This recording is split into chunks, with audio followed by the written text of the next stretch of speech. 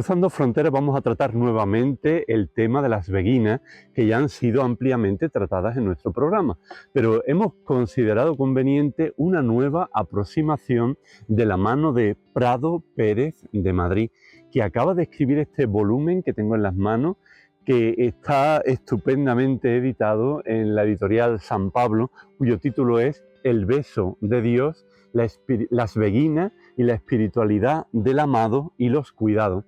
Además cuenta con un prólogo de Silvia Vara.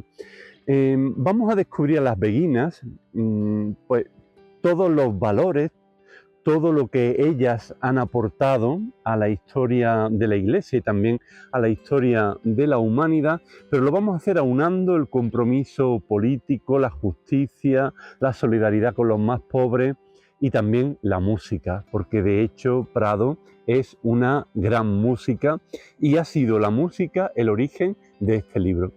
Junto a una introducción muy interesante sobre las beguinas, nos vamos a centrar en algunas figuras clave en sus textos y también vamos a orar con las beguinas. De ahí que nos aproximemos a Margarita Porete, a Jade Witt de Amberes, a Matilde de Magdeburgo, a Beatriz de Nazaret y a la tan conocida Hildegarda de Bingen. Pues les invito a que vengan a este programa, a que participen en el programa, porque vamos a descubrir muchas cosas en torno a estas mujeres maravillosas como fueron las beguinas, que siguen todavía hoy inspirando a muchas mujeres.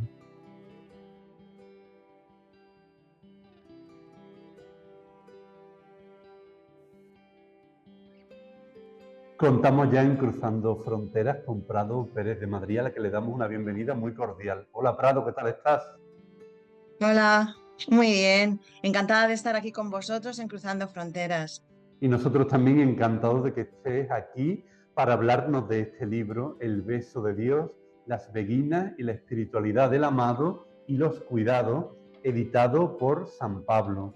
Y antes de entrar a hablar de este libro y de las beguinas, de las que ya hemos tratado en este programa varias veces, de la mano de Cristina Hinojés, que ha hecho una preciosa reseña en la revista Vida Nueva sobre tu libro, te pediría que te presentes brevemente, porque realmente tu biografía es muy interesante. Bueno, pues soy Prado Pérez de Madrid, estoy casada, soy madre de 4 hijos, soy médico y bueno, pues también estudié música, entonces me dedico a las dos cosas. Trabajo en una residencia de mayores y en un centro de día, dirijo el centro de día de mayores, vinculado a un centro de salud estoy y bueno, pues luego también me dedico al tema de la música. Estudié canto y composición en el conservatorio y bueno, pues canto en el coro de la Catedral de Córdoba y también tengo un proyecto propio que se llama Aura Música, con el que hemos hecho fusión de música de distintos estilos. Con otros compañeros, lo llevo con otros compañeros, profesores de conservatorio también. Y bueno, pues tenemos 4 discos en el mercado y uno de ellos, el último que hicimos, fue dedicado a las beguinas. Yo siempre tenía la intuición de hacer algo sobre mujeres místicas y bueno, pues me hablaron de estas místicas medievales que yo no las conocía de nada. Me puse a investigar y pues mi sorpresa fue tal cuando descubrí un mundo tan inmenso, tan grande, donde que no podía creer que nos lo hubieran tenido callado durante tanto tiempo. Yo decía, pero ¿cómo no me han explicado esto en el colegio? ¿Cómo no lo has estudiado ni en el instituto, ni en literatura, ni en filosofía, ni en religión, ¿no? ¿Cómo es posible que esto haya quedado así oculto? Entonces, bueno, pues ahí fue la insistencia de dar a conocer ya no solo la mística, sino también la vida de estas mujeres. Hicimos un espectáculo que se llama Trovadoras del Amor. Todo esto fue cuando llegó la pandemia, con lo cual quedó todo ahí como suspendido y luego ya después de la pandemia pues ya le dimos más publicidad. Estuvimos en el Festival de Teatro Clásico de Almagro con este espectáculo, en el Festival de Músicas Místicas de Ávila y bueno, pues en bastantes sitios hemos estado, incluso en plazas de toros, porque fue muy bonito, pero el año ese 2020, como todo se hacía en el exterior, pues incluso hemos llevado a las trovadoras a la calle, a las plazas de toros, algo que era inaudito. Para mí me llamaba mucho la atención ver, por ejemplo, porque solíamos proyectar las letras, entonces ver en una pantalla gigante, en una plaza de toros, letras de Jade Wish de Amberes o de Hildegarda, ¿no? Era algo que de verdad era muy conmovedor y era un espectáculo para todo el público, para el público general, porque lo que nuestro interés fue eso, transmitir lo que habían hecho ellas al público, a todo el mundo, para que sea conocido y transmitirlo a través de la música, que es un lenguaje que dominamos. Entonces, a partir de ahí, el disco llegó a la editorial San Pablo y bueno, pues me propusieron escribir un libro sobre él. Y claro, qué mejor manera de hacerlo que un libro que tuviera música dentro, como lleva, porque hay unos códigos QR donde se pueden escanear y se tiene acceso a las canciones. Y bueno, pues nada, pues eso hicimos y yo creo que el libro pues ha quedado bonito, sobre todo accesible. Accesible, que era la intención que yo quería darle también, que fuera un lenguaje que lo entendiera todo el mundo, porque muchas veces todo lo que yo había leído sobre las beguinas, el lenguaje es quizá demasiado técnico, muy académico y bueno, pues una cosa que fuera popular, que lo pudiera entender la vecina que vive al lado de mi casa o cualquiera por la calle, ¿no? Eso fue un poco lo que hemos intentado hacer y lo que he intentado hacer con el libro. Y damos fe de que la editorial San Pablo está encantada con esta obra que está teniendo pues una gran acogida por parte del público en general. Hay un prólogo al inicio de la obra que lo firma Silvia Vara y yo creo que es un prólogo precioso y que dice Mm. cosas muy bonitas del libro y de las beguinas. Y además ella se sitúa desde la perspectiva que tú has escrito el libro, presentar las beguinas desde la sintonía existencial y una gran complicidad a través de lenguajes diversos, el poético, la música, como bien decía, y el canto, la palabra, pero también el silencio contemplativo. Sí, bueno, yo cuando estaba haciendo el disco, le pedí también consejo a Silvia Vara para que me asesorara. Silvia es una especialista en beguinas, es profesora en la Universidad de Comillas de Teología Fundamental y ha trabajado mucho sobre las beguinas.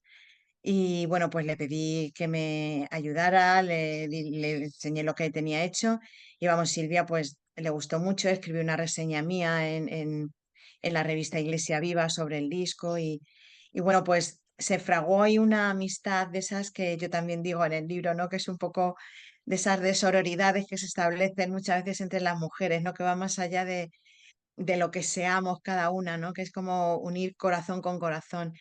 Y bueno, pues ha hecho un libro, un prólogo que a mí me parece muy bonito.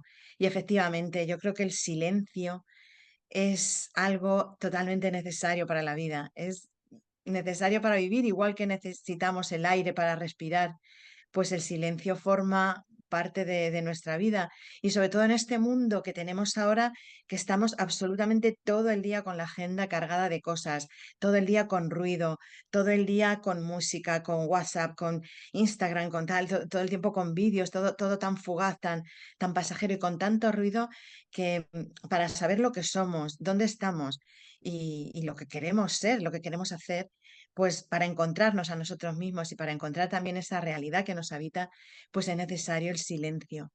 Y bueno, pues en el libro también insisto yo bastante en el silencio, en esa necesidad vital, una necesidad vital. Dice también Silvia en el prólogo que las beguinas expresan un enorme deseo de Dios a través de la metáfora del amor.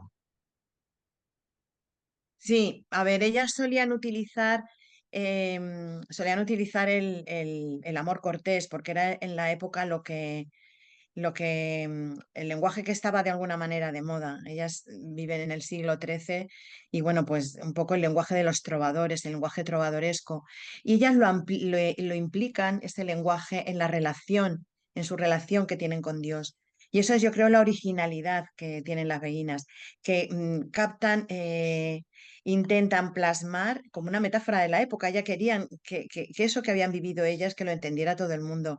Y qué manera mejor que utilizar el lenguaje que se utilizaba en la época, que era el lenguaje de los trovadores. Y entonces así describen ellas esa relación con Dios. Casi todas son muy instruidas, muy formadas, y las que no, pues ya se encargaban en las escuelas de beguinas de formarlas, de compartir también la cultura, el conocimiento, porque el conocimiento era muy importante para ellas, sobre todo para ser libres, porque el conocimiento y la cultura nos dan libertad Hathaway decía a sus discípulas, ¿no?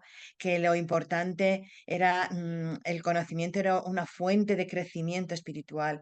Entonces les insistía que se formaran, que leyeran, que se instruyeran para poder tener un criterio, para poder también fortificar y de alguna manera fortalecer esa relación que tenían con el amado, con Dios.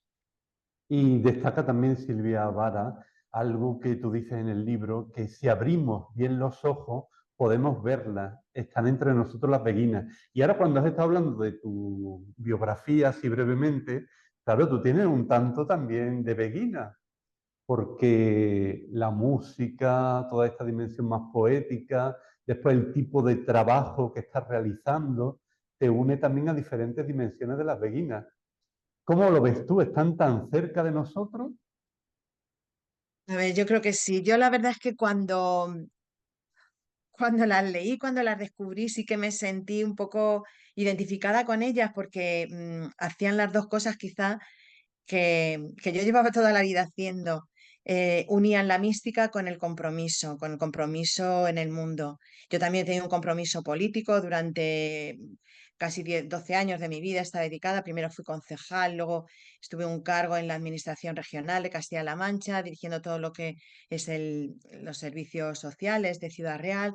Y bueno, pues eso me dio también una dimensión muy práctica de las cosas y de acercarme a esa realidad. Y bueno, pues luego el mismo trabajo que tengo yo en la residencia, el estar todo el día con el dolor, el sufrimiento de la gente, pues eso te hace tener los pies en la tierra. Entonces, aunque te bases en una realidad que te trasciende y tal, y que vivas lo bonito y lo bello de la música, del canto, pero siempre con esos pies en la tierra.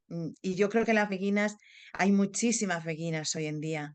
Lo digo también en el libro, ¿no? Pero yo las veo en la calle continuamente. Muchas mujeres anónimas que están trabajando día a día en su casa, en su familia, los que han sacado durante la crisis, los abuelos que han sacado adelante a esas familias, las que llevan a los nietos al colegio, la gente que está trabajando sin ninguna compensación en ONGs, eh, no sé, creo que hay la gente que está trabajando por el medio ambiente, la gente que está en política, la gente incluso que está desinteresadamente en la iglesia dando su tiempo. Yo cuando voy a la iglesia siempre veo, yo suelo tocar el órgano en la iglesia aquí en Daimiel y cuando voy siempre veo a mujeres que están o planchando los manteles o no sé, o poniendo flores o un trabajo oculto y desinteresado que apenas se ve, ¿no? Y también toda la gente que está trabajando en Cáritas, en todos esos sitios tan comprometidos, ¿no? O cuando veo los de Manos Unidas, con las que a veces colaboro y tal, y las veo así desinteresadamente, que son amas de casa, pero que parte de su tiempo lo entregan ahí a trabajar por los demás. A mí todo ese trabajo desinteresado me interpela mucho y bueno, pues todo eso me hace también pensar en ellas, ¿no? Como beguinas de hoy en día. Mm. En la introducción, además de todo esto que estás diciendo ahora, tú subrayas que todos estamos hechos para vivir en profundidad lo cotidiano. Esto me parece también muy importante. Claro, todos tenemos la persona humana tiene por el ADN, por el ADN que tenemos un ADN que no solamente es humano, ¿no? Entonces, por el propio ADN que tenemos, estamos llamados a vivir una relación más profunda y vivir la vida con mucha más profundidad de la que vivimos. Yo creo que muchas disfunciones que vienen hoy en día y muchos problemas de depresiones, de tal, mucho no encontrar el sentido a la vida, es que no sé, tenemos una sociedad que está intentando acallar y tapar toda la parte espiritual que tenemos dentro. Y es que eso es algo que lo llevamos dentro, que no es que sea de unos pocos iluminados, lo llevamos todo el mundo dentro. Todos necesitamos expandir de alguna manera esa realidad espiritual que tenemos. Y bueno, pues eso es, yo creo, lo importante, ¿no? El poder dar cabida a eso y que seamos capaces de descubrirla. Y eso se descubre a través del silencio también. Y también en los demás, también viendo a los demás lo descubrimos, pero el silencio es muy importante ahí para descubrir ese nexo que nos conecta. Prado, vamos a conectar ahora con un país muy importante para las beguinas, donde hubo muchas beguinas, porque desde allí alguien además nos hemos enterado que es seguidora del programa, te va a hacer la pregunta sorpresa. Hola, Prado. Te mando un beso fuerte desde Bruselas.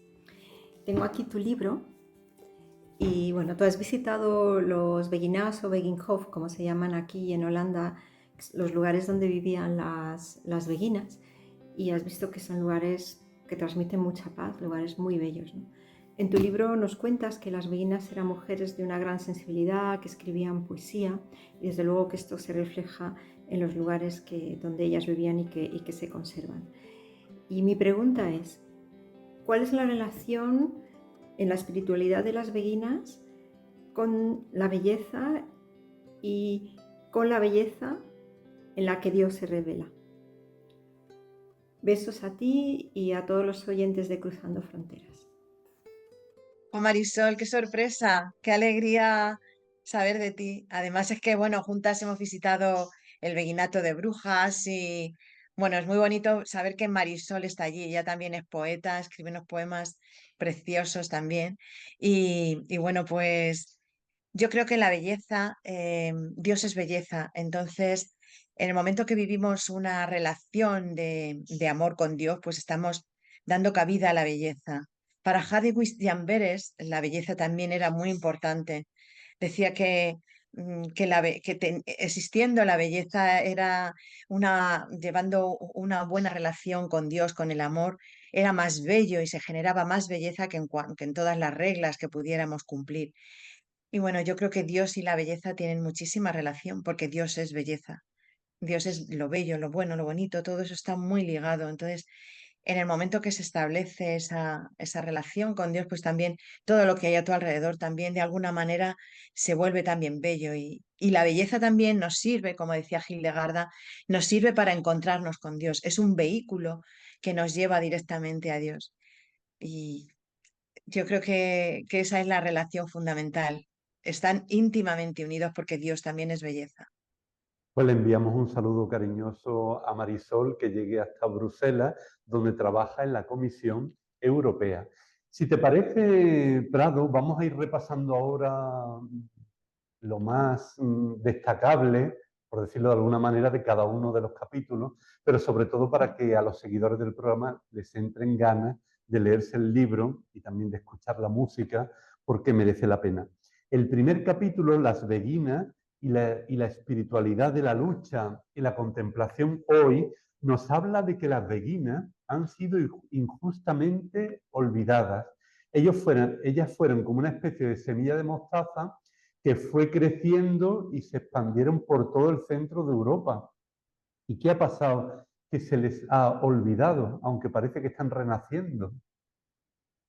Que bueno, en realidad las beguinas no es que ellas lo dejaran ni que se olvidaran, sino simplemente que fueron injustamente, terminaron con ellas la Inquisición en ese momento y bueno, pues decidió terminar con toda forma de vida beguinal.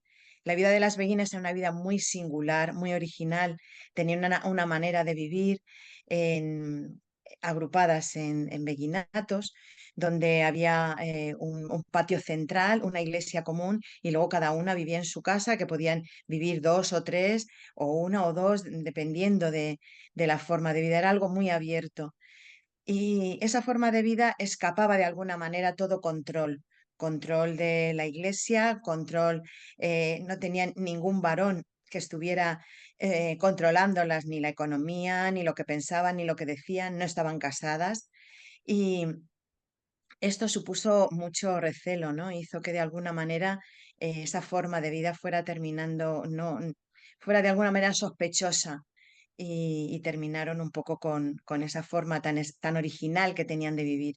Ellas pasaban su vida en la mística y la contemplación, perdón, en la mística, en la lucha y la contemplación, ¿no? Que es lo que intento decir en el libro. Basaban en este primer capítulo, hago un reconocimiento de todo lo que es la lucha y la contemplación, no solo en las beguinas, sino también los precursores que tuvieron, ¿no?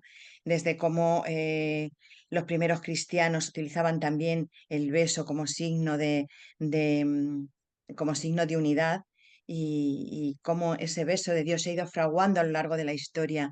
Hablo también de otros místicos, cómo el cantar de los cantares influyó tanto en ellas, que influyó muchísimo en las beguinas. Hay algo que me llama mucho la atención, que es la relación que se establece entre dos que fueron en los que ellas muchos se inspiraron, que fueron Guillermo de Thierry y Bernardo de Claraval. Fueron dos grandes abades que en un momento determinado de su vida se coinciden en un monasterio, en una cura de reposo, y a través de eso empiezan a leer el Cantar de los Cantares y de ahí surge esa amistad, y de ahí surge lo que es toda la mística amatoria, que es la que utilizarán las beguinas.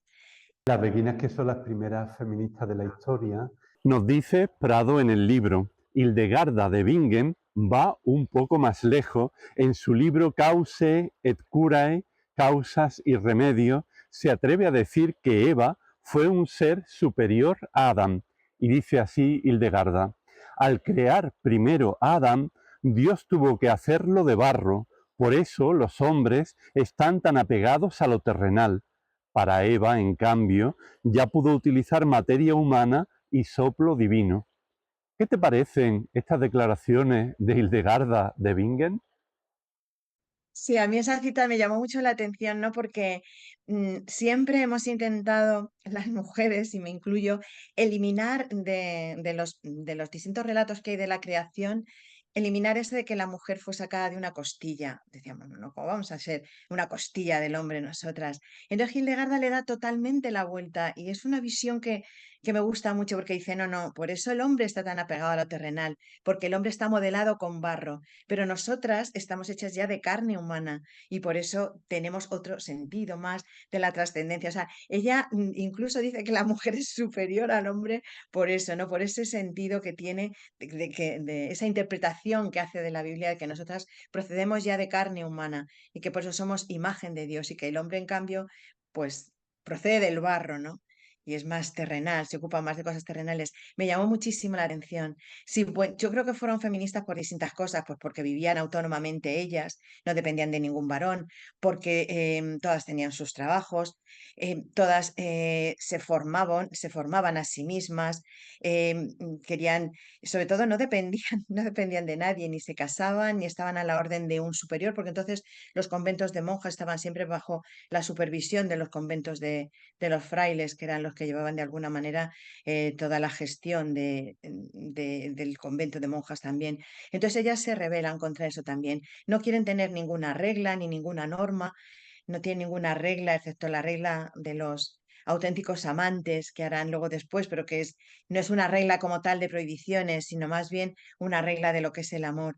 Entonces, bueno, pues yo esa cita creo que me gusta mucho por eso, porque ellas son unas protofeministas, fueron las primeras mujeres que alzaron la voz incluso dentro de la iglesia, tuvieron un poderío muy importante porque fueron consultoras bueno, Hildegarda, que aunque no es beguina, pero sí es precursora de ellas, fue consultora de papas, de emperadores, es decir, tuvo un poderío muy, muy importante. Y también tratas la etimología de la palabra beguina, que significa buen fuego. Sí, en la regla de los auténticos amantes viene la etimología, aunque se han barajado distintas hipótesis, pero bueno, pues esta es una de ellas, que es la que aparece en esta regla de los auténticos amantes, que es un documento que bueno, pues encontró y que recoge de alguna manera lo que era la vida de las beguinas.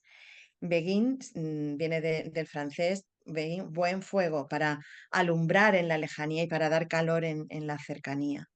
En la cercanía. Es una etimología, yo creo, bonita, ¿no? Lo de la palabra, el fuego, ¿no? Ser fuego, dar calor al que tienes a tu lado y ser luz, un referente para los que están alejados, como el fuego. Y volvamos a los besos, aunque ya has hablado un poquito de ellos, pero claro, el libro es el beso de Dios. El beso de Dios, nuestra vida está llena de besos.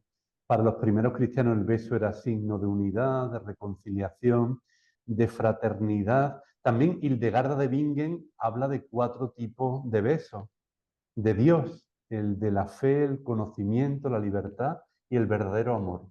Sigue ahondando un poquito más en esto del beso.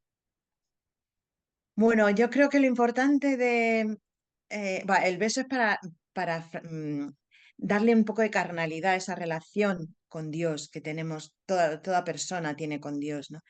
Es una relación de amor, como se refleja en el Cantar de los Cantares, y, y quizá el beso es lo que nos afirma, nos sujeta a la tierra, a la terrenalidad, ¿no? Y Dios viene ahí, Dios viene a besarnos, a besar nuestra carne. Me parece muy bonito la cita de cómo comienza el cantar, que me bese con los besos de su boca. Y es que desde la antigüedad el beso pues ha tenido mucha importancia. Nosotros también utilizamos el beso para saludar, para todo. En el Evangelio también hay besos, aunque no todos son buenos, ¿no? Está el beso de Judas, del traidor, pero también el abrazo, hombre, no es beso, pero sí el abrazo del padre al hijo pródigo. Hay muchos besos que aparecen y yo creo que en lo importante es sentir ese roce de Dios, sentir a Dios en todo tu ser. Y creo que la metáfora del beso es algo que, bueno, que en realidad no es una metáfora, quizás es como una realidad. Entonces, los primeros cristianos utilizaron mucho el beso, que llegó a ser como un hábitus, es decir, algo que se realizaba en todas las celebraciones. Y eso es algo totalmente original. Adoptaron esa costumbre del mundo romano, pero los romanos utilizaban el beso como beso de amor, pero los cristianos van más allá, entonces utilizan el beso para amarse o entre unos y otros, y era como algo habitual en sus celebraciones, de tal manera que el pasaje de si vas a presentar una ofrenda a tu altar, primero haz la paz con tu hermano, si es que tienes alguna ofensa contra él, eso era como la base de las celebraciones, o bien al comienzo de la celebración o al final, para que de alguna manera cuando se iban de esa reunión de la Eucaristía, cuando todos habían compartido el pan, se fueran con la alegría de sentirse hermanos. Eso crea una nueva dimensión en el beso, tanto que lo recuerda San Pablo en algunas de sus cartas, como que tiene que recordar la costumbre del beso. Incluso a los catecúmenos no se les permitía dar el beso hasta que no eran bautizados, ¿no? Algo que refleja la importancia que tenían de poner un poco de carnalidad a esa relación entre Dios y entre ellos mismos, esa relación de amor entre los propios cristianos, entre la propia iglesia, ¿no? Esa nueva forma de vida que había surgido. Y yo creo que esto nos da pie para lanzarnos a lo que es el beso luego ya pues a lo largo de la historia. Teresa de Jesús también habla del beso, San Juan de la Cruz. San Juan de la Cruz ya no solo es que comente el cantar, sino que lo reinterpreta de nuevo. Entonces, todo eso es lo que da de sí el beso de Dios, ¿no? Y también hablas de un santo recién canonizado, de Charles de Foucault. Sí, a mí me gusta, creo que Charles de Foucault llega al límite. También quería tener alguna referencia, ¿no? Del siglo XX. Bueno, también hablo mucho en el libro del hermano Roger, porque, bueno, mi fe se fue cuajando al lado de la espiritualidad de Tessé. Yo estuve en una parroquia redentorista donde tenía mucha vinculación con Tessé, fui muchas veces a Tessé, he seguido yendo y sigo yendo a Tessé y tengo una vinculación muy especial con la comunidad de Tessé.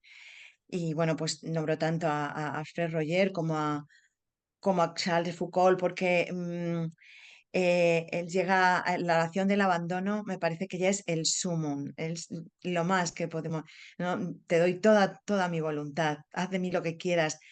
Para mí eso es, creo que es el culmen del amor y es a lo que nos lleva el beso de Dios, abandonarnos en esa relación con Él. Pues Prado, si me encanta lo del beso de Dios y nuestros amigos pueden seguir leyendo en el libro, todavía me ha llamado mucho más la atención las lágrimas de Dios. El beso nos hace receptores de sus lágrimas. Sí, porque Dios también sufre, Dios sufre en los que tenemos a nuestro alrededor.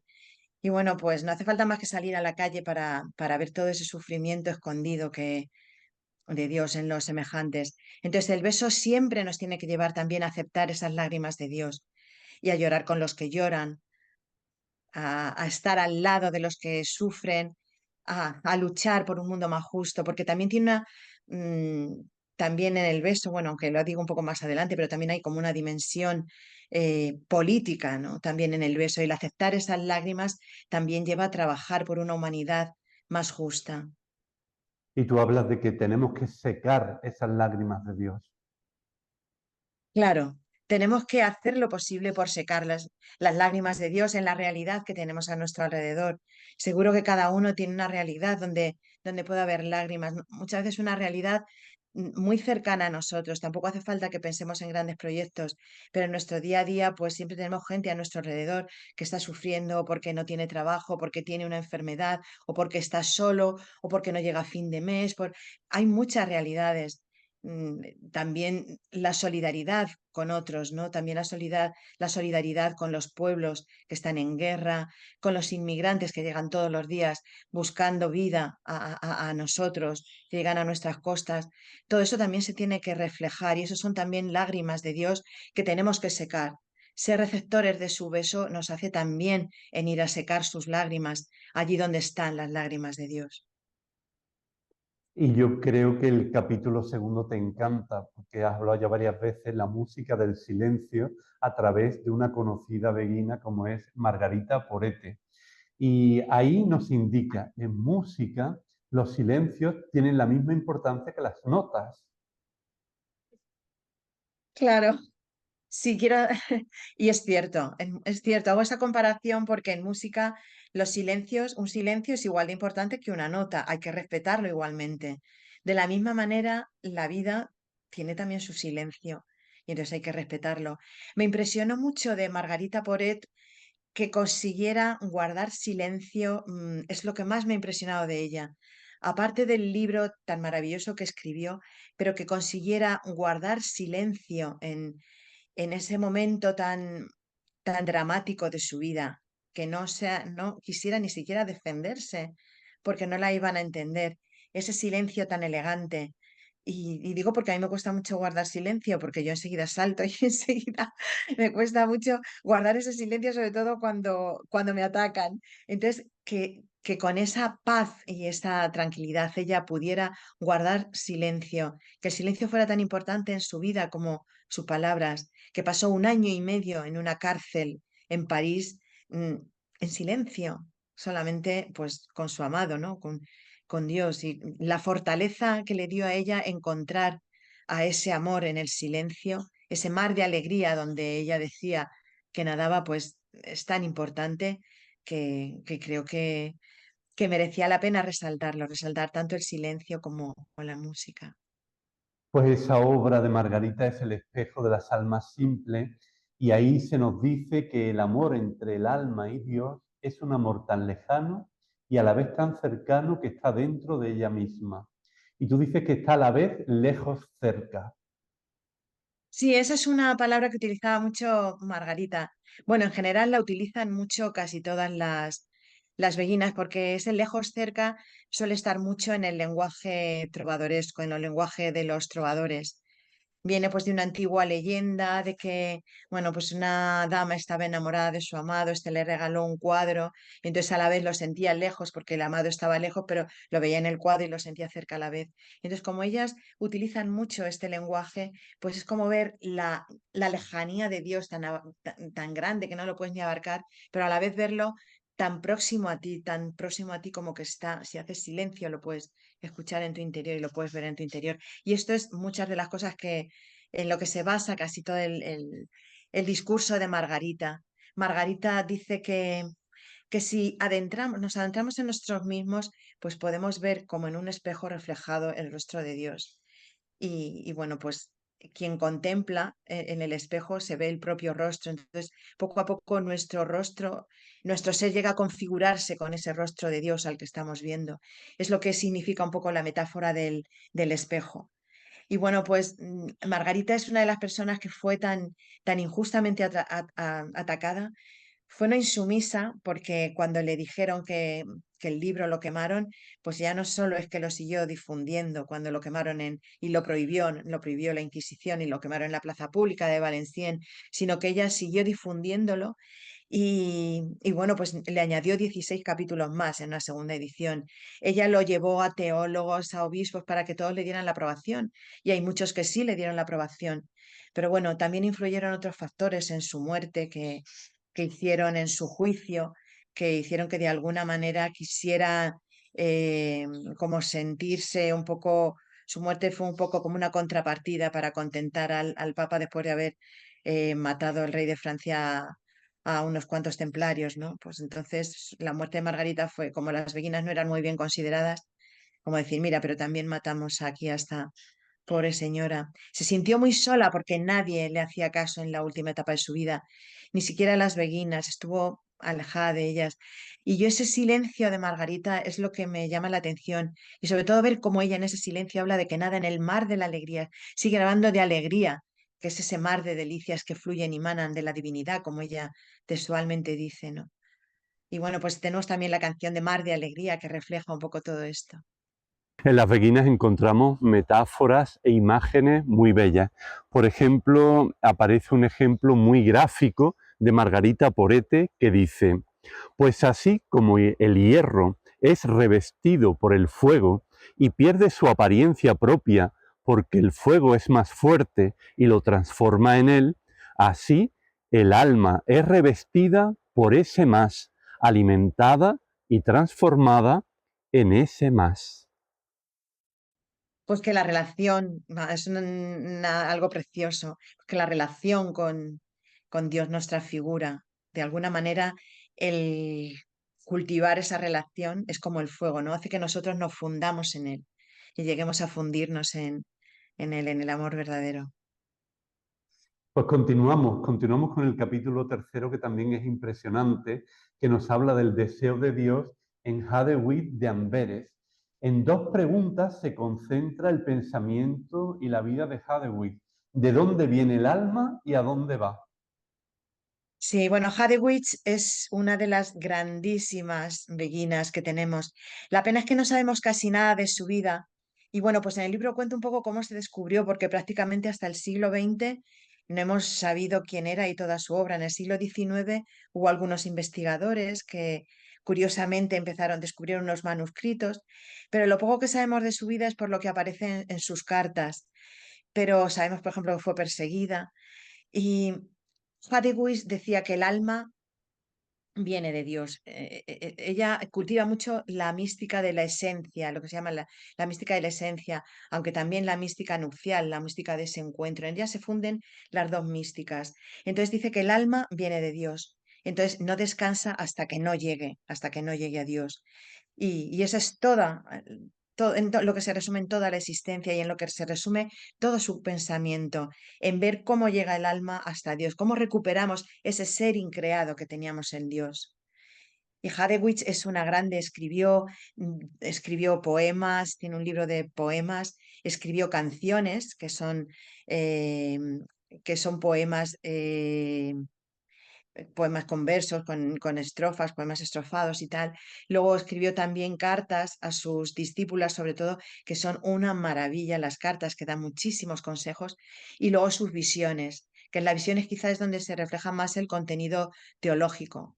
Los poemas son de una belleza muy grande y describe todo lo que es el proceso del camino que lleva hacia Dios, ¿no? Lo que es primero sentir el deseo, ese deseo incontrolable que llega a hacerse casi obsesivo, como luego el encuentro que hay con Dios y luego pues la fusión plena con Dios, como también lo decía Margarita Poret, lo de la transformación en Dios. Sí.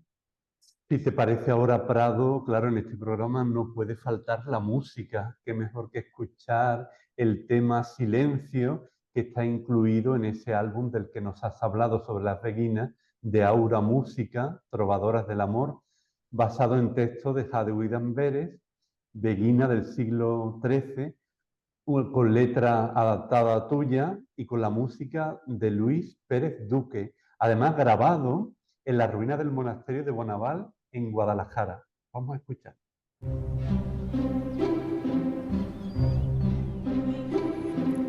Busca en tu interior silencio. Calla la razón. Silencio. No hay palabras ya. Silencio. Ya no hay que sentir.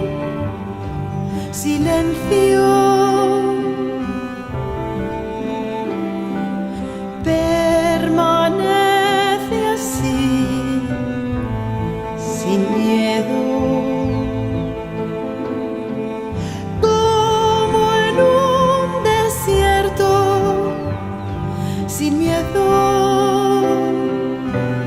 No puedo entender qué misterio busco y deseo, y mi boca no puede expresar lo que ve en la profundidad. Nada, nada, nada es todo. Feliz quien sabe esperar el día que amor le dé todo por todo.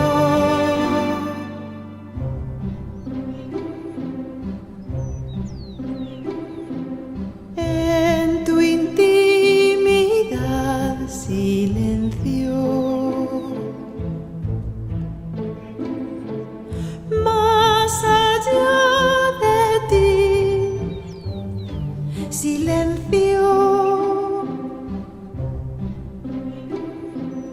Abre el corazón sin miedo. Escucha su voz sin miedo. No puedo entender qué misterio busco y deseo, y mi boca no puede expresar lo que ve en la profundidad. Nada, nada, nada es todo. Feliz quien sabe esperar el día en que amor le dé todo por todo.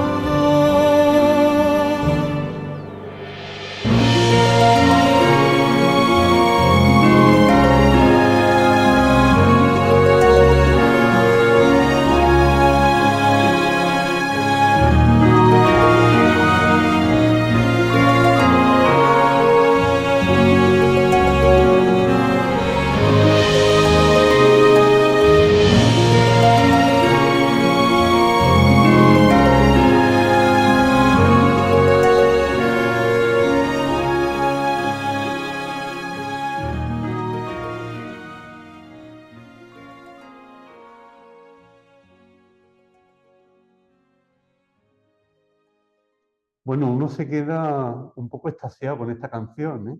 Y ¿A probablemente que sí? también con ganas de silencio. Y bueno, ahí se te ve una gran artista, ¿eh, Prado? Que te está hablando Bueno, bueno. con mucha sencillez y con mucha unción también de las beguinas, pero realmente es impresionante esa voz, como tu voz es también instrumento en el siglo XXI de las beguinas. Y nos has hablado antes de ese silencio, pero ¿cómo dirías tú todavía más qué es tu relación con el silencio? Porque a ti se te ve una persona que le gusta hablar, pero al mismo tiempo esta pasión por el silencio, ¿no? Bueno, sí, es cierto que hablo mucho, pero bueno, pues también callo. También tengo mis ratos de silencio, lo necesito. Necesito todos los días tener un rato de silencio como el agua que bebemos o como el aire para respirar, que lo decía yo antes. Siempre lo digo en los conciertos, cuando presento esta canción, siempre digo eso, ¿no? Que necesitamos el silencio como el aire para respirar. Sin silencio no somos. Para recomponer todo, necesito siempre tener un minuto bueno, un minuto no más de un minuto, un tiempo de silencio a lo largo del día. Y la noche es el momento ideal para el silencio. La noche es un momento mágico para el silencio, para escribir, para componer, para todo. Es una pena que haya que quitarse el sueño y luego estar todo el día así con mucho sueño, pero es que es la noche donde se concentra, donde no solo que vienen las musas, ¿no? Sino que ese silencio nos hace percibir más profundamente eh, esa presencia que nos habita. Mm. Continuamos con un capítulo que además lleva el mismo título que el libro, El beso de Dios en Matilde de Magdeburgo, una beguina del siglo XIII, Y yo hay dos citas que me han llamado mucho la atención de Matilde de Magdeburgo.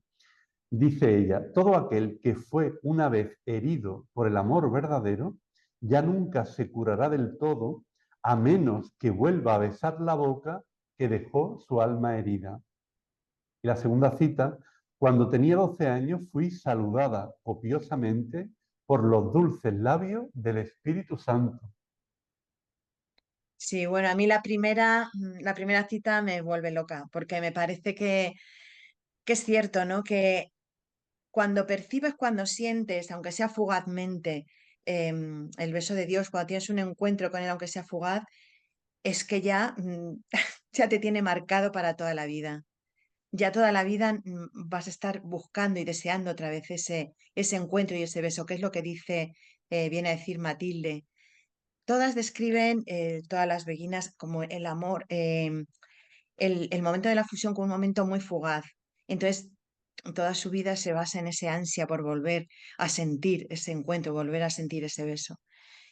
Y es que no hay otra cura más que volver a sentir el beso y volver a sentir el beso para poder derramar ese amor en los demás, siempre con una dimensión, porque Matilde fue una persona que lo dejó todo, ella vivía cómodamente, pertenecía a la nobleza, vivía cómodamente en un castillo en Magdeburgo y lo dejó todo. Sí, ella dice que a los 12 años tuvo un encuentro con... Algo tuvo que ocurrir ahí cuando era pequeña. Claro, a los 12 años en la Edad Media, una persona pues era ya una niña, pues era ya casi una mujer a punto de casarse, ¿no?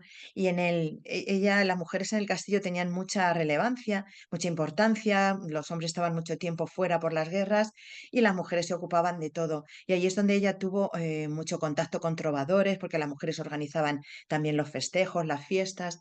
Allí ella tuvo mucho contacto con los trovadores y aprendió el lenguaje cortés, el lenguaje trovadoresco. Y ese encuentro fugaz que tuvo ella ya dejó su alma inquieta hasta que al final se marchó a Magdeburgo, que era una gran ciudad, abandonó los lujos y la comodidad del castillo, se marchó a Magdeburgo pues a trabajar. El único referente que tenía en Magdeburgo era a su confesor, Enrique de Hall, y a partir de ahí no tenía a nadie más, no conocía a nadie más. Se tuvo que ganar ella la vida, tuvo que irse a trabajar con moribundos, con enfermos, con ancianos. Mm, pero de alguna manera pues, pues solventó todo eso, ¿no? Y porque se sentía herida por el beso de Dios y la única manera de encontrarlo fue allí. Tuvo una vida muy, muy difícil luego, ¿no? Porque toda la primera etapa de su vida fue una etapa muy bella de encuentro con Dios y tal, pero luego sí que pasó una crisis muy importante en su vida donde no veía nada, pero ella permanecía, permanecía y permanecía. Y lo importante de esa permanencia fue que luego pues también tuvo su recompensa. A ella le pide, en un momento determinado, Dios le pide que escriba un libro sin saber escribir, se pone manos a la obra, tiene un diálogo muy bonito con Dios sobre cómo va a escribir ella ese libro. En fin, es una historia muy bonita y luego al final de su vida perseguida por las críticas que había hecho, sobre todo, bueno, pues a los sacerdotes de su época y al clero en general, ¿no? De la época que no vivía conforme al Evangelio. Y claro, pues ella de alguna manera le recriminaba todo eso y tiene que huir. Y cuando ya es muy mayor, casi anciana, pues tiene que meterse en un monasterio porque la iban a matar, porque la perseguían. Y refugia en un monasterio, ella que no estaba acostumbrada mm, a la rigidez de la vida monástica, ¿no? Aunque nunca llegó a profesar, pero bueno, pues vivía en el monasterio. Aunque allí en el monasterio se crea también una relación muy bonita con otras dos místicas que había. No llegan a hacer ahí un trío de místicas maravilloso, ¿no? De mucha profundidad. También tengo por aquí yo en mis notas que en este capítulo nos dices, Matilde sabe que el beso de Dios también se halla en el pecho humano. Claro. Claro, esa es la implicación. Yo durante todo el libro lo que de alguna manera intento es que este libro no está hecho para irse a las nubes, aunque el tema sea la mística, pero la mística es una mística encarnada y es lo que intento explicar a lo largo de todo el libro. Entonces Matilde también sabe que el beso de Dios no solamente está en los encuentros que ella tiene místicos con él, sino que también se encuentra en esos pobres de Magdeburgo a los que ella tiene que atender, a los que ella a los moribundos que atiende, a toda esa necesidad de secar las lágrimas de Dios que ella atiende en Magdeburgo. Y eso es a lo que de alguna manera ella se refiere, que ahí también se encuentra con Dios y también besa a Dios en esos moribundos, en esos enfermos, en esos pobres a los que está atendiendo en una gran ciudad. Ella se va a una gran ciudad también porque tiene más posibilidades de ejercer esa misión que Dios le había dado. Ujú. Prado, conectamos ahora directamente con Ciudad Real porque desde allí nos llega la segunda pregunta sorpresa del programa. Hola Prado, un saludo desde Ciudad Real. Lo primero, agradecerte de corazón este regalo que nos has hecho con esta obra que armoniza de una forma tan preciosa y sencilla lo que es una tradición tan rica a nivel espiritual, la de las beguinas, con tu propia experiencia espiritual. Y querría hacerte una pregunta. Puesto que la base de la vida de las beguinas es una relación esponsal con Cristo, el esposo, querría que definieses cuáles son las características que se repiten en ella, los elementos más habituales o más recios en esa relación esponsalicia. Muchísimas gracias. Hola Luis, muchísimas gracias por tu pregunta. Que nada, encantada de poder atenderte. Yo creo que la relación y lo que hay en común en todas ellas es cómo viven la relación con Dios, aunque cada una lo expresa de una manera distinta y cada una tiene un carisma un poco distinto, pero en el fondo todas es lo mismo. Sienten un deseo tremendo. Su relación esponsal con Dios es primero un deseo tremendo de unirse a Él. Un deseo que muchas veces se convierte en un encuentro fugaz que han tenido con Él, pero eso aún genera más deseo de encontrarse con Él, y eso aviva en ellas el deseo. Después de ese deseo viene el encuentro, la unión con Dios, y en esa unión es necesario un despojamiento de todo. El anonadamiento, que diría Margarita Hadewig, también habla de despojarse de todo, incluso todas hablan de ello. Matilde también habla de despojarse de todo. Y después de ese despojarse ya viene el que lo inunda todo, para que haya una conformación, para conformarse con el Señor, conformarse con Dios. Y esta es la base de todo el proceso, lo básico, ¿no? Por decirlo así, de todo el proceso místico y de cómo viven la relación con Dios. Y luego sí, este proceso pues causa un gozo inmenso, y por eso sienten esa necesidad de tener más encuentros con el Señor y de sentir encontrándose con Él, porque el encuentro con Dios es inabarcable, es algo, te encuentras con algo totalmente inabarcable, y el gozo es tan grande que nunca han sentido algo así.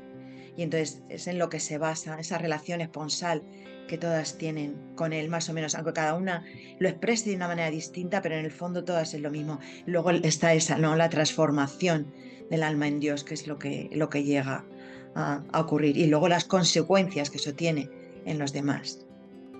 Pues agradecemos a Luis Eduardo Molina su participación en el programa. Y continuamos con el capítulo 5 que titula Vivir la locura de Dios con Beatriz de Nazaret. Ella, que cuando tenía 31 años, durante la celebración de la Eucaristía, dice, cuando el sermón aún no había acabado, su espíritu interior comenzó a verse maravillosamente tomado y colmado por el Espíritu Divino. Beatriz siente en su cuerpo el abrazo infinito de Dios, un abrazo interior. Sí, bueno, Beatriz, es que yo titulo el libro La locura de Dios. Esa fue quizá la primera visión, lo que ha escrito, la primera visión que tuvo ella, el primer encuentro fuerte con Dios.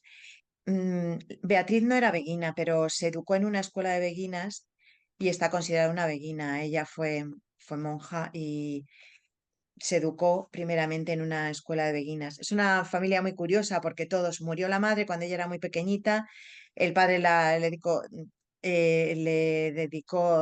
le otorgó la formación de ella a la escuela de beguinas, y luego después pues toda la familia poco a poco pues fue de alguna manera pues el padre también se hizo tuvieron todos los hermanos, su hermana también ingresó en el convento, el padre también, el hermano, toda la familia poco a poco pues hicieron religiosos. Entonces una familia muy, muy curiosa la de Beatriz. Y ella era vivía una locura totalmente de amor, porque era una persona muy débil físicamente y se hacía unas mortificaciones tremendas, porque se pensaba que así iba a encontrar a Dios. Y cuando entra en el convento, se encuentra con Ida de Nivelles, que es de alguna manera la persona que a ella la formó y ella le pide que Ida tenía visiones y tal, y ella le pide que quiere tener una visión. A nosotros nos suena muy raro y lo de las visiones, pero bueno, pues lo de las visiones, no sé, que es también una manera, un lenguaje de la época, ¿no? Son como encuentros fuertes, como... Entonces ella en ese encuentro, cuando tenía 31 años y tal, cuando estaba con las monjas, pues tuvo como su primera transverberación o algo así, ¿no? Como que se encontró fuertemente con el Señor. Que yo creo que eso es algo que hoy también pasa, ¿no? Hay mucha gente que está también con una flecha de amor, igual que le ocurrió a Santa Teresa. Es esa gente que siente tanto deseos continuamente, ¿no? De estar con Dios, de unirse a Él, de tener una relación con Él. Y eso fue lo que vivió Beatriz a esa edad. Y eso fue su primer camino, su primer inicio. No, sabemos muchas más cosas porque a diferencia de las beguinas, ella como fue religiosa, pues las monjas de su convento le escribieron luego después, bueno, hubo un biógrafo que fue a escribir una biografía sobre ella. Y su propia hermana, que entonces era priora, y las demás, pues le fueron suministrando muchos datos de la vida de Beatriz. Quizá es de la que más se sabe por eso. Y además en todo lo que hablaba de las visiones intervienen los sentidos del olfato, el tacto, el gusto, el oído y la vista. Sí, tenía una relación con Dios muy carnal, Beatriz. Ella era todo, era un derroche de locura. De repente estallaba a reír, de repente a llorar. Era como manifestaba visceralmente, ¿no? Toda su relación con Dios muy, muy carnal, muy encarnada. Y bueno, pues ella en las visiones, pues todo, empezaba a sudar, le pasaba de todo, sí. Es una manera también, ¿no?, de vivirla muy apasionada. Ella era muy, muy apasionada, Beatriz. Pues volvamos a la música con Siete maneras de amar, que es el título también de la obra de Beatriz, Siete maneras de amor. Y tú en esta canción, basada en ese libro de Beatriz de Nazaret, le pones la letra y la voz y la música de Luis Pérez Duque.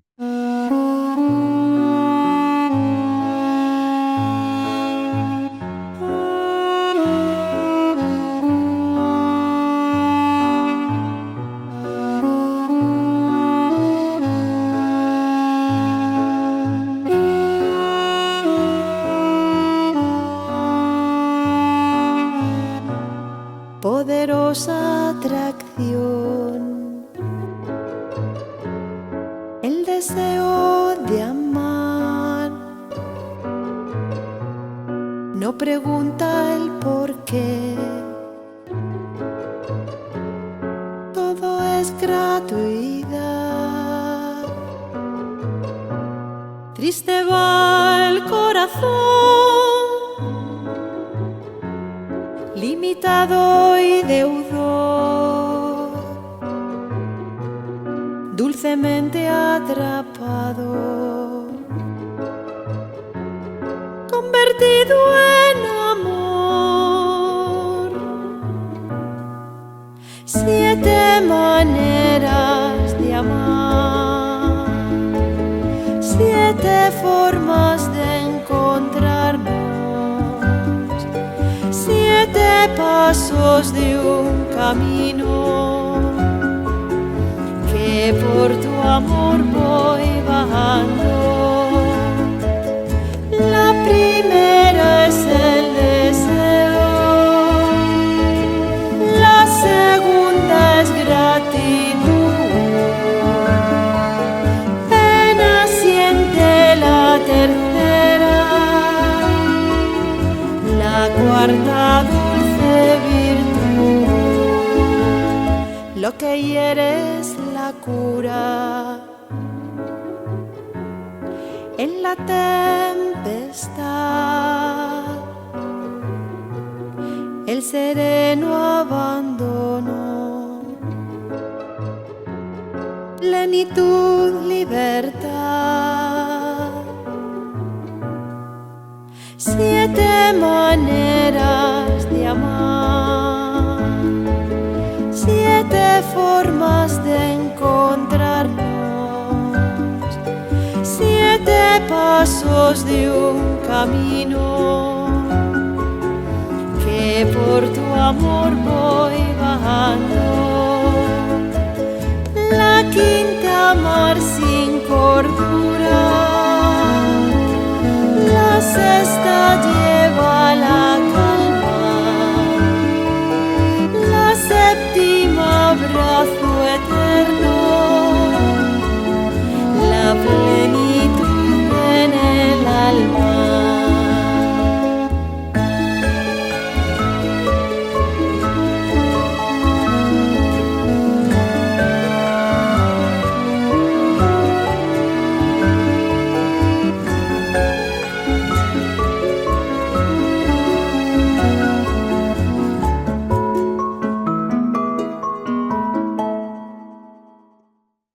Bueno, Prado, ¿cómo te quedas después de cantar esta maravilla?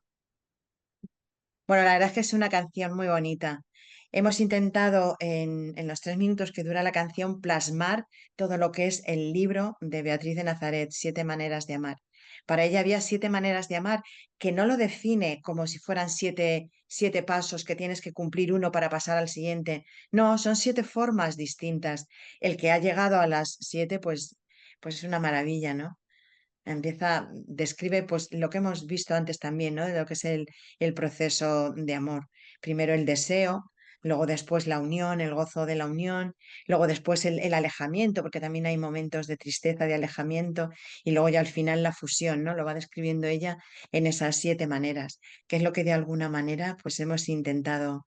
Y me llama mucho la atención porque igual que decía, que veíamos en Matilde de Magdeburgo, que decía la cita que has reflejado antes, de que aquel que fue herido por el amor verdadero ya nunca volverá a sanar a menos que vuelva a besar esa boca que dejó su alma herida, pues Beatriz dice algo parecido, dice que lo que hiere, eso que hiere es la misma cura. O sea, lo que te produce ese dolor de la ausencia, esa ausencia de Dios, es Dios mismo la cura, ¿no? Lo que te ha herido es la misma cura. Es una frase también muy, muy contundente de Beatriz. Y ya vamos al capítulo final, el capítulo 6, La inmensidad del amor, con Hildegarda de Bingen, que, entre otras cosas, dice que el hombre tiene el deber de anunciar la maravilla de Dios con su voz. Claro, esto te encanta también, ¿no, Prado? Eso me encanta. Sí, a mí, bueno, Hildegarda es un portento de mujer. No sé cómo se pueden ser tantísimas cosas a la vez. Es que fue todo. Tuvo la suerte que cuando era niña, ella no es beguina, ¿no? Pero nació 100 años antes de las beguinas y fue muy influyente. Por eso siempre se la incluye también, porque como referente femenino medieval, pues es muy, muy importante. Tuvo la suerte de que sus padres la dejaran en un convento cuando era muy pequeñita, porque la ofrecieron como diezmo a un convento con 6, 8 años, la dejaron en el convento. A nosotros nos puede parecer una atrocidad que una niña tan pequeña se la aleje de su familia, pero ella fue la oportunidad que tuvo para formarse, para crecer espiritualmente, para tener una educación que de otra manera probablemente no lo hubiera podido tener. Ella ya desde pequeñita tenía siempre visiones, algo que quiso ocultar siempre también, ¿no? Por miedo a qué dirían, pero ella siempre ha tenido visiones, ha entendido, ha trascendido un poco de lo que era la simple forma de vivir superficialmente. Em, para Hildegarda la música es el único hilo que nos queda con Dios, es el vehículo que tenemos para conectarnos con Él. Por eso el hombre debe de devolver a Dios esa alabanza divina. Porque a mí esto me parece precioso, porque es cierto que la música es un arte que cuando lo escuchas, algo cambia por dentro de ti, algo cambia en ese hilo. Hay algo que no, que no se sabe explicar muy bien qué es, pero yo creo que a todo el mundo cuando escucha una canción viene en un sentido o en otro, cuando escucha música cambia algo por dentro, cambia el ánimo. Es algo que no ocurre muchas veces con otras artes. Entonces, para Hildegarda la música es el sumum, el culmen de todo. Y ella tiene la valentía, que es algo que me llamó mucho también la atención, de enfrentarse incluso al obispo de su zona cuando les prohibió cantar en el coro y le reta diciendo, no, no, es que si habéis prohibido la alabanza a Dios, aquel que la prohíbe también será privado de la alabanza divina en el cielo. No, creo que es algo, ese poderío que tiene, esa fuerza interior que tiene, es compositora, compone muchas canciones de música. Es curioso porque una de las canciones que aparece en el disco, que es el Kyrie, está sacado literalmente, literal de una de las composiciones de Hildegarda. Ella decía que toda la música le venía inspirada por Dios y vamos, el Kyrie en esa época, en la Edad Media, los movimientos que utiliza, la melodía, la armonía que se intuye en todo el Kyrie no existía en la Edad Media todavía. En la Edad Media estaban cantando gregoriano en Europa, ¿no? Que no existía esa manera de entender la música, esos melismas, todo eso que hace. Y bueno, cuando nosotros empezamos a armonizarlo, era muy curioso porque había una serie de acordes que se repetían los mismos cada 7 compases. Repetir algo cada 7 compases en música es lo más extraño que te puedas imaginar, porque todo se repite cada 3 o cada 4, cada 3 o cada 4 o cada 2, pero cada 7 es que no hay nada que se repita. Entonces, a mí me hizo recapacitar mucho, porque el 7 siempre es un número sagrado, ¿no? Los 7 sacramentos. El 7 es un número que aparece muchas veces en la Biblia como número sagrado. Entonces, algo de eso de Dios tiene que haber en esa música de Hildegarda. Realmente. Además, también dice en este capítulo que la felicidad que debió inundar a Hildegarda fue tan grande como la luz de sus visiones. Claro, Hildegarda era una mujer que tenía muchas visiones. Ella siempre decía que cuando tenía una visión, siempre había una luz, como una luz cegadora que ella presentía y que a partir de ahí ya tenía la visión, ¿no? Y bueno, pues la felicidad tan grande que sentía Hildegarda cuando, cuando cantaba, mm, cuando rezaba, cuando se unía a Dios, cuando tenía un encuentro con el Señor, pues era una felicidad grande, como todas las místicas tienen en estos procesos. Prado, tenemos ya que dejar aquí nuestra conversación, sobre todo también para que los que han seguido el programa continúen conversando, pero ya con el libro, con el silencio, con la música. Creo que nos has dado mucha luz, además una luz musical, y que este libro es un auténtico regalo. El beso de Dios, las beguinas y la espiritualidad del amado y los cuidados, editado por San Pablo. Bueno, en Prado, esperemos vernos en otra ocasión con algún otro proyecto tuyo, que seguro que será también tan apasionado como esta aproximación a las beguinas. Así que hasta siempre. Muchísimas gracias a vosotros. Gracias, Fernando, por la entrevista. Gracias. Si te ha gustado esta entrevista con Prado Pérez de Madrid en torno a las beguinas, te animamos a que te suscribas a nuestro canal, que le des a like, que actives la campanita y que también hagas tus comentarios. Muchas gracias.